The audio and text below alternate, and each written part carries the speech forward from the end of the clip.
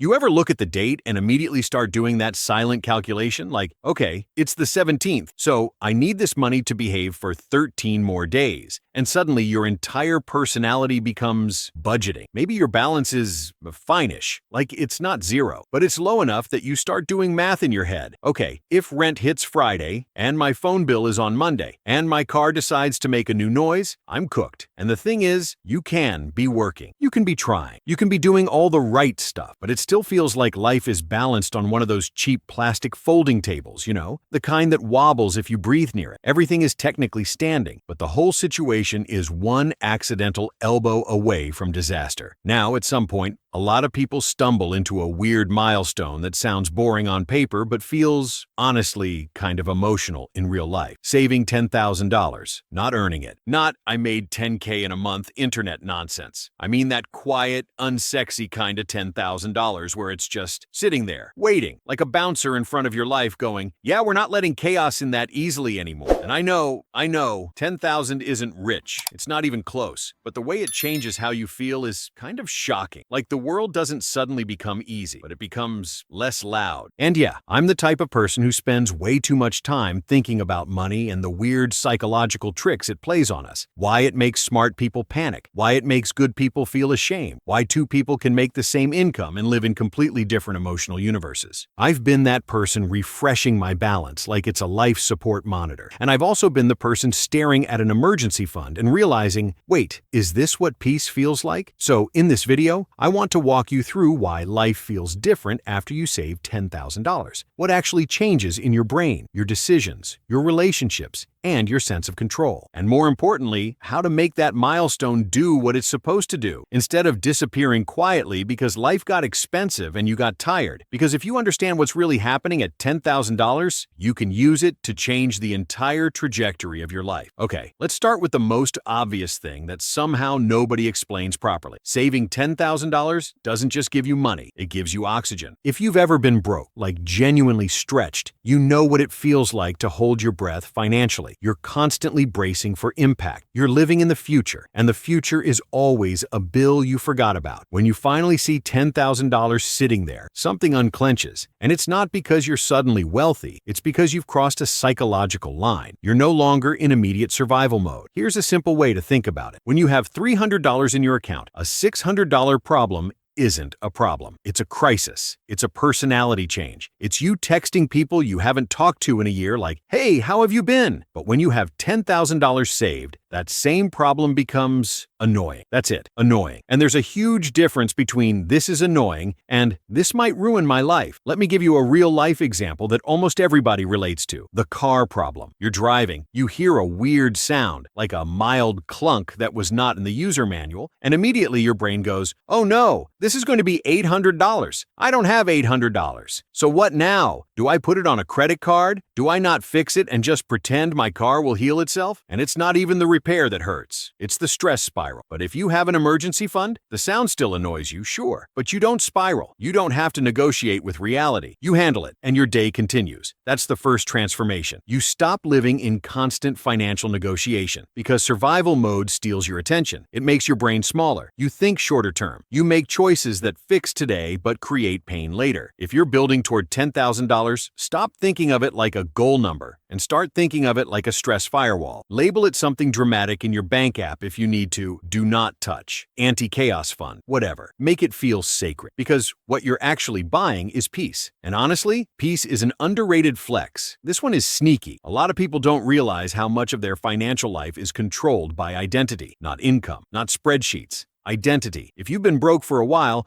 you start wearing it like a label. You don't mean to. It just happens. You say things like, I'm just not good with money. Saving isn't really my thing. Whenever I try, something happens. And look, sometimes something does happen. Life is rude like that. But here's the problem. Your brain starts collecting evidence to support the identity. So every time you save a little and then spend it, your brain goes, see, this is who we are. But saving $10,000 creates a new piece of evidence. A big one. It's hard to argue with. You can't look at $10,000 saved and say, I'm someone who can't save. Because you did. That's literally what it is. It's like, when you clean your room after it's been messy for weeks, and you sit down and you're like, wait, I'm a person who can live in a clean environment. It sounds silly, but it changes how you act the next day. Money works the same way. The first $10,000 is often the first time someone genuinely believes, I'm a saver now, not in a corny way, in a calm way. And once you believe that, you start behaving like that person. You start making small decisions differently. You pause before buying something impulsively. You check your subscriptions. You negotiate a bill without feeling weird about it. You don't panic spend because you had a stressful day, because you're no longer trying to become the person who saves. You're acting as the person who saves. I've seen this happen with people who weren't even finance people. Like, they didn't care about investing. They didn't watch money videos. They weren't out here reading books called The Millionaire's Something Something. They just got tired of the stress. And they hit $10,000 almost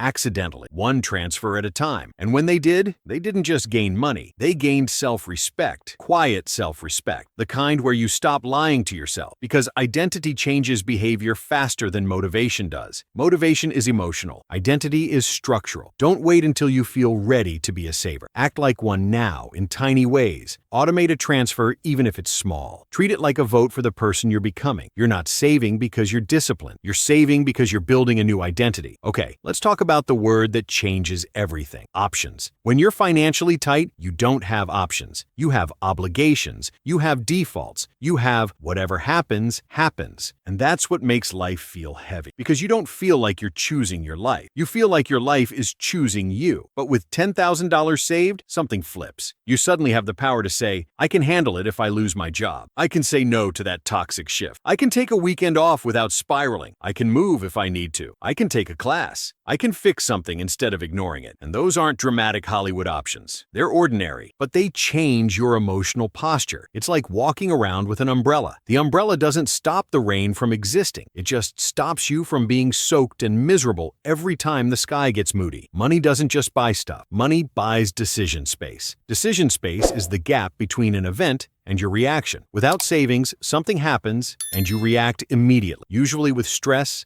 debt, or desperation. With savings, something happens and you can pause. And in that pause, you can choose. That's freedom, not private jet freedom. More like, I'm not trapped freedom. And honestly, the weirdest part? People will try to convince you options don't matter. They'll say stuff like, well, 10K isn't that much. Okay, cool. But it's enough to stop living like every inconvenience is an emergency. That's a big deal. Once you hit $10,000, don't immediately think, what can I buy? Think, what can I stop tolerating? Write down 3 things you've been putting up with because money felt tight. A job situation, a living situation, a stressor you keep ignoring. You don't need to make a dramatic move today. Just notice that the door is no longer locked. This is where it gets really interesting, because the biggest change after saving $10,000 isn't in your bank account. It's in your brain. When you're financially stressed, your brain is constantly running background apps, like a phone with 37 tabs open, overheating, battery dying, and you're like, why am I so tired? It's because part of your mind is always doing this. Don't forget the bill. Did rent clear? What if something happens? Can I afford groceries and gas? What if I get sick? That mental load is real. It affects your sleep, your patience, your confidence, your relationships. But when you have savings, some of those tabs close. Not all, but enough. And when your brain gets quieter, you stop making panic decisions. You know those decisions where you're not choosing the best option, you're choosing the fastest relief, like taking a bad loan because you need it now, ignoring a problem because you can't face it, buying something impulsively because you feel deprived, staying in a bad job because leaving feels impossible, putting off health stuff because money is scary. Savings gives you the ability to respond instead of react, and that changes your entire life over time. I once heard someone describe savings as buying your future self time, and I love that because it's exactly it. Time to think, time to compare, time to say, let me sleep on it. Time to make a decision that isn't fueled by fear, because better decisions compound. They don't just fix one problem, they prevent 10 future problems. When you hit $10,000, use the calm. Don't waste it. Start doing slow decisions again. Compare insurance rates. Negotiate one bill. Plan your next 6 months. Learn one skill that raises your earning power. You're not just saving money, you're upgrading your decision-making environment. Okay, this one can get a little uncomfortable, because money affects relationships whether we admit it or not. When you're broke, it's hard to have boundaries. You might tolerate disrespect at work, avoid conflict because you need stability, say yes to things you can't afford because you don't want to feel left out, lend money you can't spare because you feel guilty, and it's not because you're weak, it's because you're cornered. Financial pressure makes you easier to manipulate, not in a dramatic villain way, just in a normal life way. But once you have savings, you're harder to corner. You can say no, and the ability to say no does something powerful. It reveals which relationships were built on genuine connection and which ones were built on your availability, your compliance, or your financial anxiety. Now, I'm not saying saving $10,000 will cause some dramatic relationship purge, but you may notice small shifts. You stop over-explaining your choices. You stop apologizing for being responsible. You stop feeling like you have to keep up. You stop letting people pressure you into spending. And honestly, that can feel like a glow-up. It's like you suddenly develop this invisible adult aura. Like, no thanks, I don't do financial self-sabotage anymore. And people are like, who are you? And you're like, I'm tired. That's who. Because your financial life isn't just numbers. It's social. It's emotional. It's who you allow to influence you. Practice one sentence. Not right now. Not a speech. Not a justification. Just not right now. Use it when someone pressures you to spend. Use it when you feel pulled into guilt. Use it when you're about to sacrifice your future self for someone else's comfort. Savings strengthens your boundaries, and boundaries protect your peace. All right, we have to talk about the danger zone, because hitting $10,000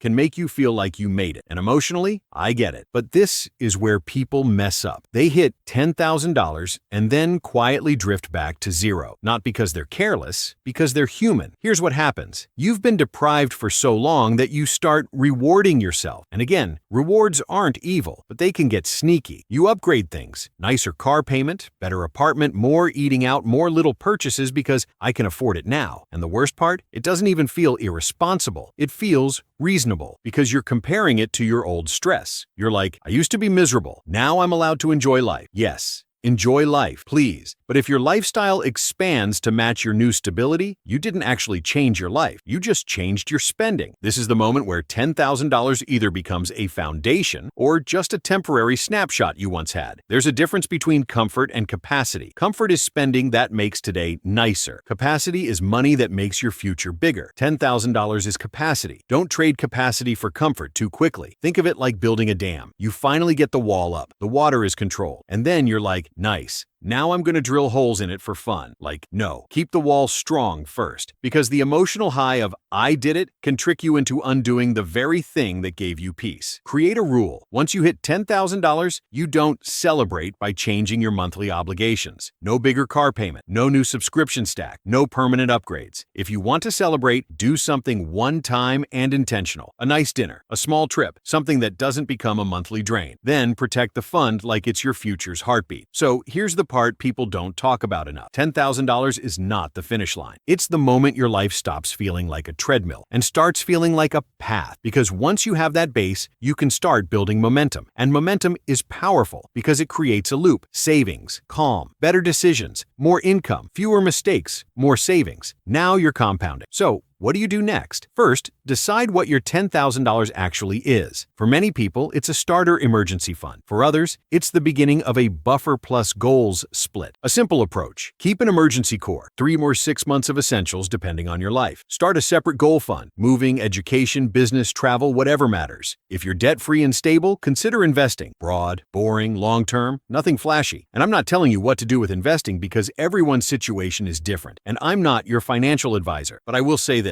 If you've never had money before, the instinct is to keep everything in cash because it feels safe. And cash is safe, emotionally safe. It's visible. It's there. But once your emergency fund is solid, you can start learning how to make your money work without needing to constantly touch it. The goal isn't to become a finance robot. The goal is to become someone whose life gets easier over time. Honestly, one of the strangest feelings after saving a real amount of money is realizing you're not chasing relief anymore. You're chasing growth, and that's a completely different emotional universe. Do this after you hit $10,000. Write down your next number, maybe $15K, $20K, or 3 months of expenses. Automate your savings so you don't rely on motivation. Set one money date per month, 30 minutes, coffee, check everything, adjust. Start learning one financial concept at a time. Budgeting, debt payoff strategy, investing basics, negotiating income. Don't sprint. Don't overwhelm yourself. Just keep moving, because the real power of $10,000 is that it proves you can build stability. And stability is the platform for everything else. So let's zoom out for a second. Why does life feel different after saving $10,000? It's not because $10,000 is some magical number that makes you rich. It's because it changes your relationship with reality. It gives you breathing room. It quiets your brain. It turns emergencies into inconveniences. It upgrades your identity from I can't to I did. It gives you options. It strengthens your boundaries. And if you protect it, it becomes momentum, the kind that quietly reshapes your future. And I want to say something that sounds simple, but is actually kind of emotional. If you've ever felt like money stress made you smaller, like it made you less confident, less patient, less hopeful, that wasn't because you were broken. That was the pressure. Financial stress is heavy. It sits on your shoulders in a way nobody can see. It makes you feel behind, even when you're trying. It makes you feel like you're failing at life when really you're just living without a cushion. So if you're on the road to $10,000, keep going. Not because it'll impress anyone, not because it'll look cool on a screenshot, but because you deserve a life that doesn't feel like it's one unexpected bill away from chaos. And if you already hit $10,000, protect it, respect it. Don't rush to turn it into stuff. Let it be what it's meant to be, a foundation. Because the truth is, the first time you feel that calm, that quiet confidence, that sense of, I can handle things, you realize you're not just saving money, you're saving yourself. So take the next step. Small,